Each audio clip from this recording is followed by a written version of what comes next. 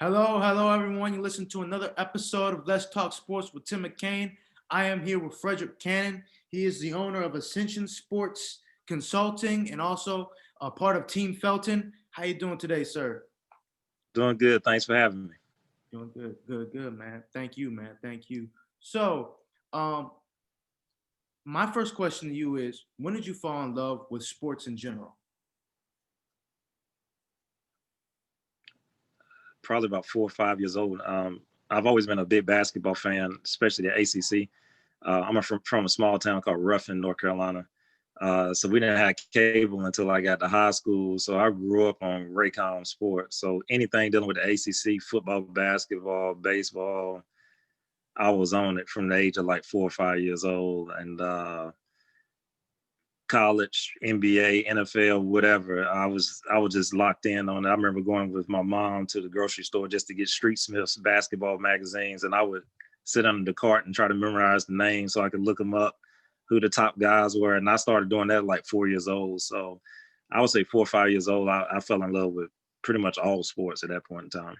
That's what's up. That's what's up. So, who are some of the sports figures? Since you were 4 or 5, I mean, you gotta have looked up to some of these athletes. So, who are some of the athletes when you were 4 or 5, or even older, that you kind of looked up to, that you wanted to play like growing up as a kid?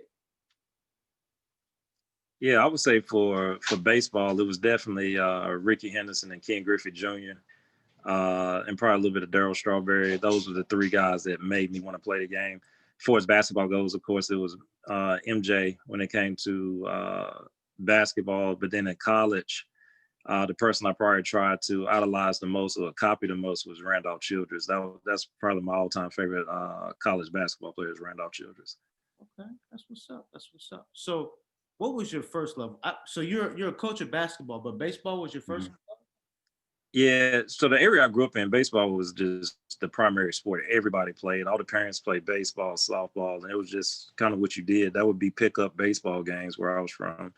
So it was just a different atmosphere. We didn't have a gymnasium where I grew up at. There was no YMCA's, Boys and Girls Clubs. So the most accessible sport was baseball, but I was naturally pretty good at it at a very early age. So I want to say it was by default that baseball was my first love as far as the game that I played. Basketball has always been my favorite sport. It's not even close on that. I got you. I got you. So you think that baseball was more accessible. What do you think baseball needs? Because when you see, you don't see the same level of African Americans in baseball. What do you think baseball needs to get back to the youth, especially Black youth? Yeah, I think the biggest thing is exposure. Me growing up, I had a lot of people to look up to, and there was a lot of visibility. You had Ozzie Smith and Dwight Gooden and Darryl Strawberry and Ricky Henderson, Dave Parker. Like there was a lot of black baseball players at all positions that were successful, and they were on TV. They had commercials. They had like press. Now it's very rare that you even see a Major League Baseball commercial in general. So Yeah, it's not advertised well. It's no longer accessible to our neighborhoods. So you look at the cost of a bat now being $300, $400 for a bat. The glove is $100, and you have to get field time now. Like it's so expensive. It prices out the majority of the youth in America. That's why a lot of kids navigate to basketball because all you need is a pair of sneakers and a ball. Like you can make do with a milk crate, a rim, but there's plenty of AU teams you can play for $400. Baseball is the total opposite. You know, that team fee in baseball could be several $1,000s. You still have to play to travel. It's just a whole different ball game. So financially, it has to be more reasonable, and then the marketing just has to be there. There's a lot of guys like Tim Anderson and some other guys like that that are really cool baseball players. They could draw, the minority population in, but they're just not marketed that way. I think that would be the key thing is, hey guys, you could be this guy too. And I think kids would gravitate to it. But basketball is just a sexy sport. I mean, yes, you sir. look at the NBA, you see LeBron James, you see these guys. It's easier for the kid to see them, and you can follow their ascension a lot easier because you can follow a kid now from 8, 9 years old all the way to the NBA, and you saw his whole journey. Whereas with baseball, that's much harder to do. Football is even kind of hard to do if you're not a quarterback. So basketball is just the sexy sport because you can see it happen. Kids can see the dream come true so much quicker. Exactly, exactly. So, what led you to do what you do now with the Ascension Sports and Team Felton? How did that happen? So I started in youth sports and I was my freshman year in college. So it was 99 is when I started doing it. And it was actually for a school project. We had to go volunteer at a time. And I was at the YMCA down in Charlotte off of Mallet Creek. And I had a little age group team. It was like maybe 5 and 6 year olds. And just from that standpoint, just seeing how much better the kids got just with like 2 practices a week and how enthusiastic they were. Like I loved the feeling of coaching. And so as soon as I did that, I actually started working with Delaney Rudd and Keith Gatlin with Greensboro Panthers. That was a new organization starting in Greensboro, North Carolina, and started with a group of 10-year-olds that were cut from another organization. And I was big on development at the time. I was a skills trainer at that point, and took this team, and we only scored 4 points in our first game. Wow. That's to give you that level idea of the level of the kids they were. And by the end of the year, we finished 500. Then the next year we won USSSA Nationals, wow. USSSA States, and then we repeated the year after that. It's amazing. And from that standpoint on, I started seeing guys like Brian Clifton, who had D1 Sports at the time. And he had John Wall, CJ Leslie, Ryan Kelly, Theo Pinson, like all these guys. And he was doing the ABCD camps and Adidas and all that stuff. So I just kept asking him questions like, what is this? How do you get in it? How do you get Adidas to cover the cost? Like just really soaking up game from him. So like I really followed him to kind of see exactly how all that worked. But I just started thinking about how many kids could benefit from this outside of athletics. So if I can help kids get their school paid for, how can I use this as a vehicle to get these kids scholarships to get their school paid for? So that's where it started at. And just throughout the years, I just made a diligent effort to go visit a lot of schools and colleges and stuff to build relationships with coaches. And so once I got to Team Felton, once Raymond asked me if I wanted to run this program, my initial conversations with him, I didn't want to cheat. I didn't want to have to go take mom out to eat to get a kid, like none of that. I wasn't doing any of that. I wanted just to have kids that wanted to play ball, be a part of a good organization. And I wanted to really develop these kids and take care of them. So up until 8th grade, we didn't do cuts. If a kid wanted to come play for us, you could come play. And it's our job to develop you. But once we got you there, I would give them a lesson plan of, okay, you can stay in our program, but you have to do these things. And part of that was you had to have a 3.0 GPA. Because with the 3.0, it made it easier for us to get you qualified on the SAT. We don't want to do all this work on the basketball court and then you all of a sudden need a 1200 to qualify some number that you may not get. The 3.0 was going to put it at the 850 mark, and you could easily get that 850. So all our kids from the little grades and up, they just concentrate on getting B's. I just told them, like, if you can stay away to C's or limit the C's, you're going to be okay in the long run. So Raymond was wholeheartedly behind the whole vision.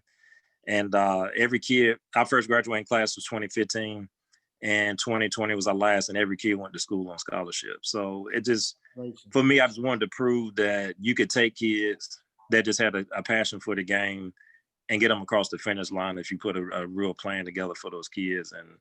And basically by, we actually put an end to Team Felton yesterday, actually. So, but the Ascension is a way for me to do this for kids nationwide now. So it's not just Team Felton kids who are getting assistance with attaining scholarships and, peaking their recruitment. I'm also providing NIL consultant services. So kids who have a larger profile, understanding how this new NIL rule will work and helping them maximize, their profile so they can benefit from it financially. So I've been inundated with calls on that, but it's just more so just providing these kids with more guidance so they can maximize their careers. Because we get caught up so much on my kids got to make the NBA. Yeah. But if you get that college scholarship and you don't have to pay student loans, and the people that you meet while you're in college, you're gonna meet guys who can be future agents, GMs, whatever, team owners. There's more than one track to get to that professional level. So we just try to educate our kids that you can make a lot of money around sports without playing. And I always stress to my kids, the richest person in that building didn't shoot a layup. So you got to understand that somebody is paying LeBron James and AD out of his pocket. Let's figure out how to get you to be him as opposed to, or her, instead of being the guy that's always shooting the layups. Now, if you're blessed to be LeBron, then yeah, go dunk the ball as much as you can. Yeah. But if you're not, that's okay. You can still make a ton of money. So we just try to navigate each kid to their strength. So the first thing I thought of when you were explaining all that was Coach Carter, that movie, the movie Coach Carter where Samuel Mm-hmm. Jackson played. Where did that coaching mentality come Yeah. from? Say, hey, look, it's not just about what you do on the court. It's about who you are as a young man, who you are when it comes to the grades and as a person. Where did that inspiration come from?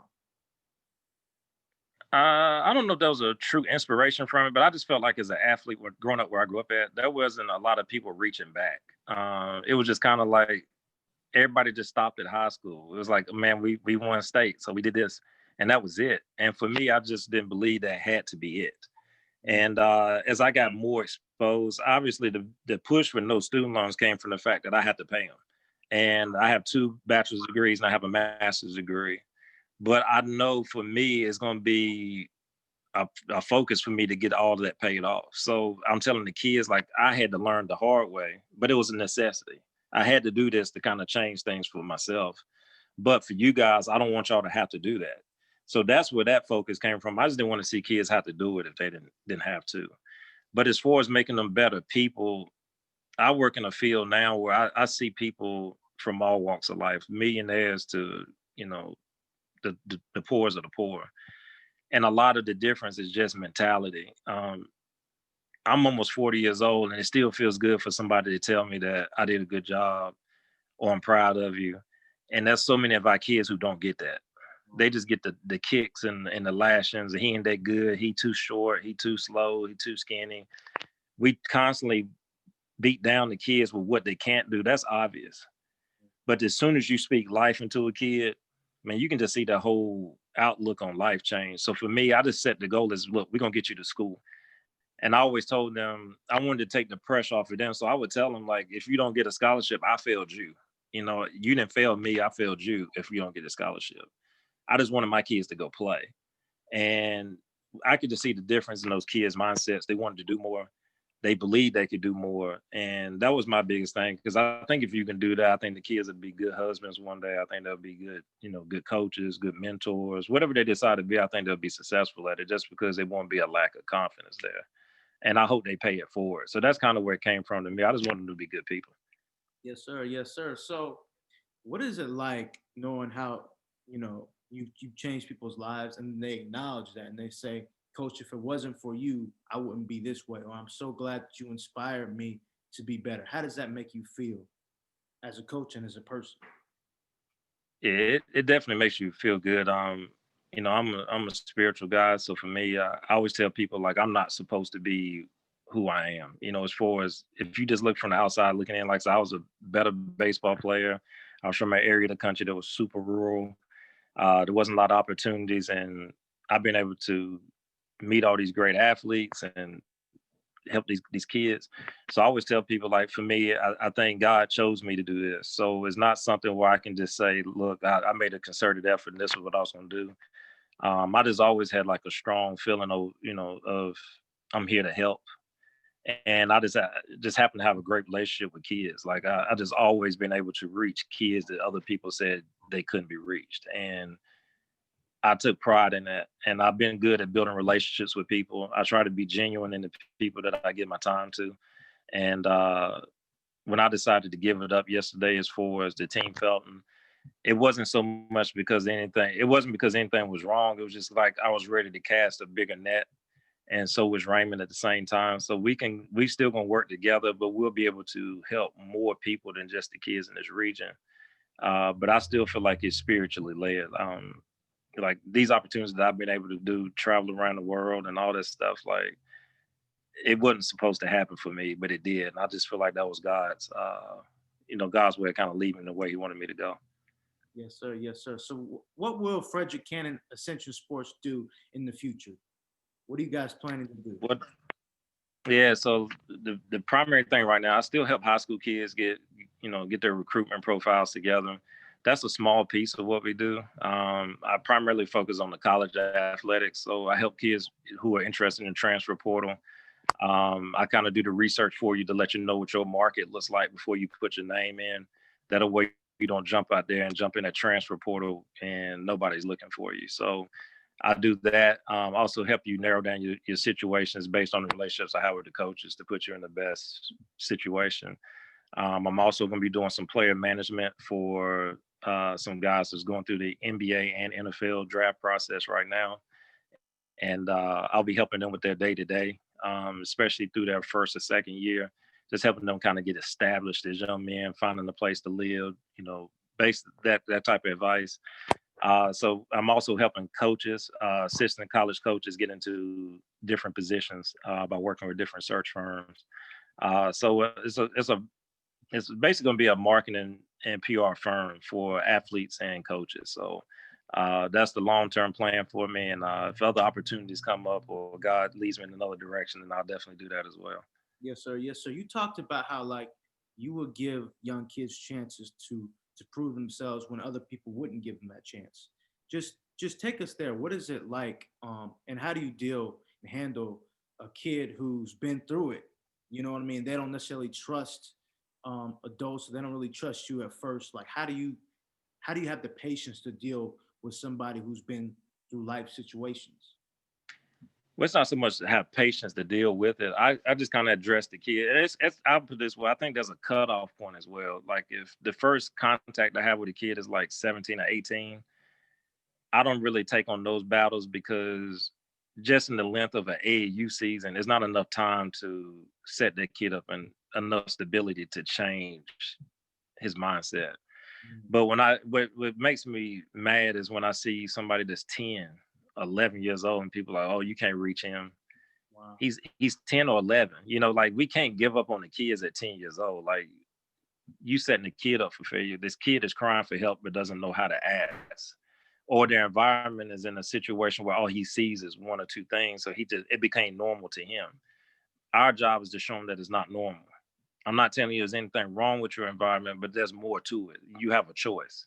So my biggest thing is kind of getting them a choice. So basically what we've done was we tried to identify at least one or two kids to add to each roster. They might not be the best player, but we would try to get those kids young and immerse them into a situation where the kids are talking about going to college, or I make good grades, or, we do these positive things.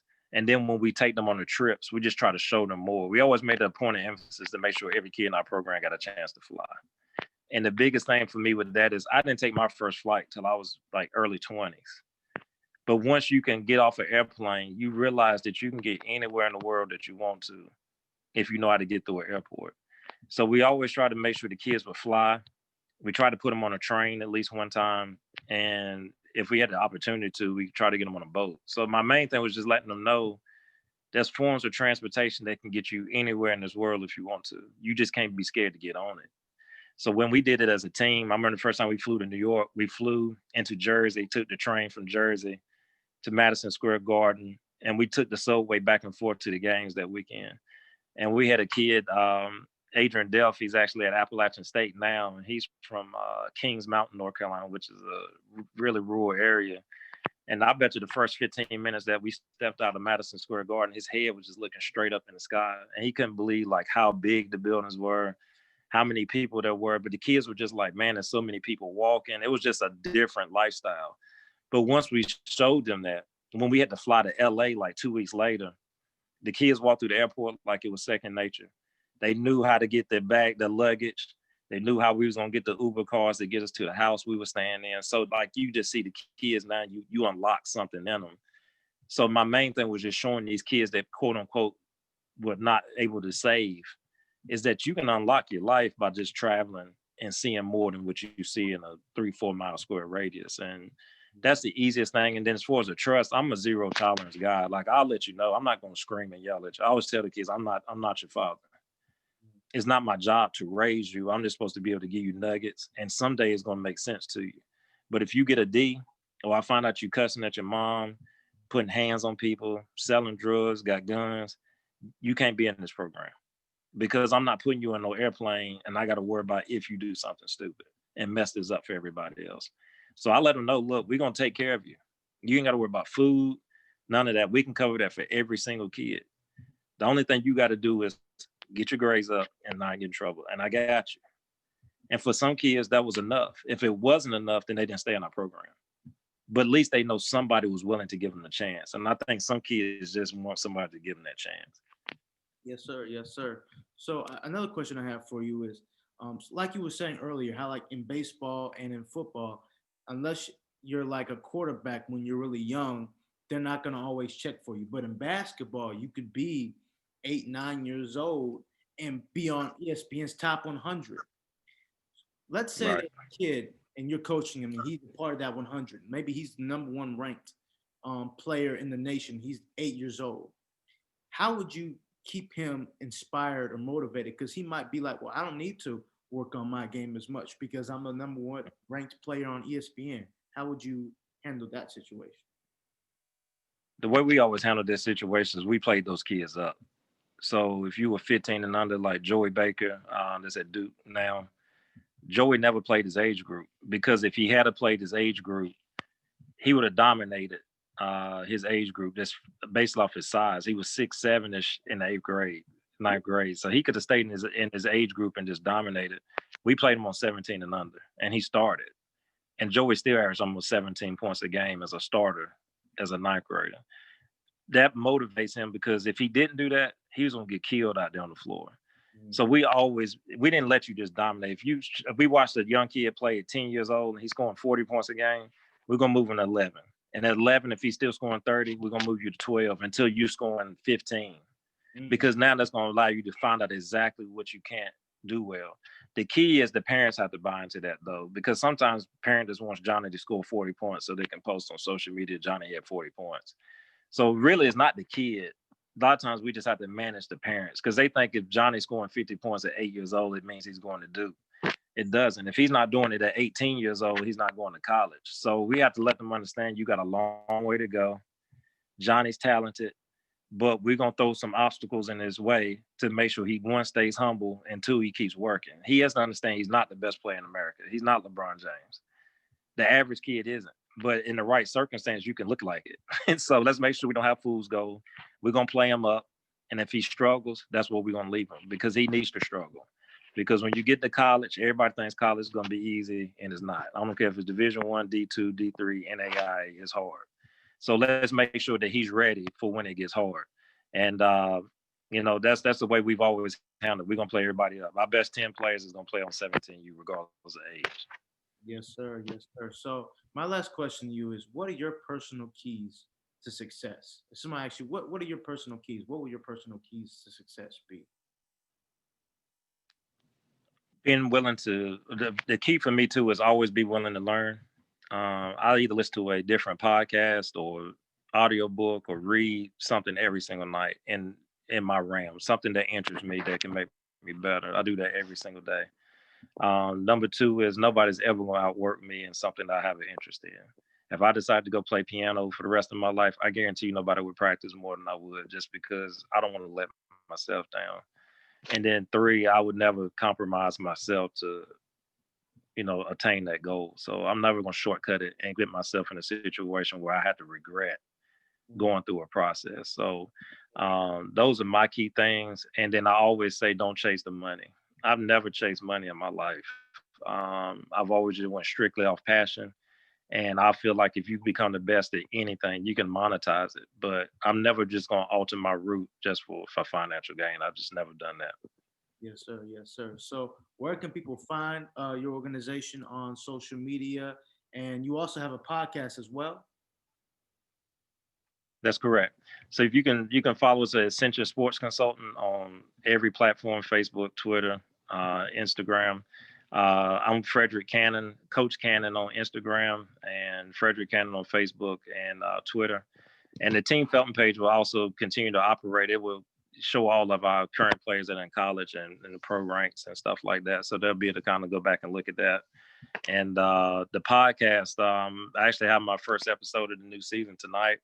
And for parents, it's an informative podcast throughout the week where I just talk about recruitment, how to navigate your kid from the youngest age groups. I touch on subjects like sponsored teams. What does that really mean? How to put a budget together so you don't go broke while chasing the dream. just a lot of information that a lot of people don't get on the front end. All they see is shoes and book bags, and it looks cool. Let me go do it. Um, I'll talk about current college topics. So like tonight, I'll be talking about the new rule changes with the one-time transfer and Yeah. all the kids getting their eligibility back today. So I'll be talking about that exclusively tonight. And starting this season, I have a lot of guests that I have on here from grassroots, high school, college coaches, some NBA personnel. So it's just an informative podcast that I put together to try to help people navigate this college basketball and hoop dreams, so to speak. So if people want to find me, definitely Ascension Sports Consulting, and as well as listen to the podcast. Yes, sir. Everybody listen to the podcast for motivation, for education, for all that. Fredrick Cannon. Thank you very much, sir.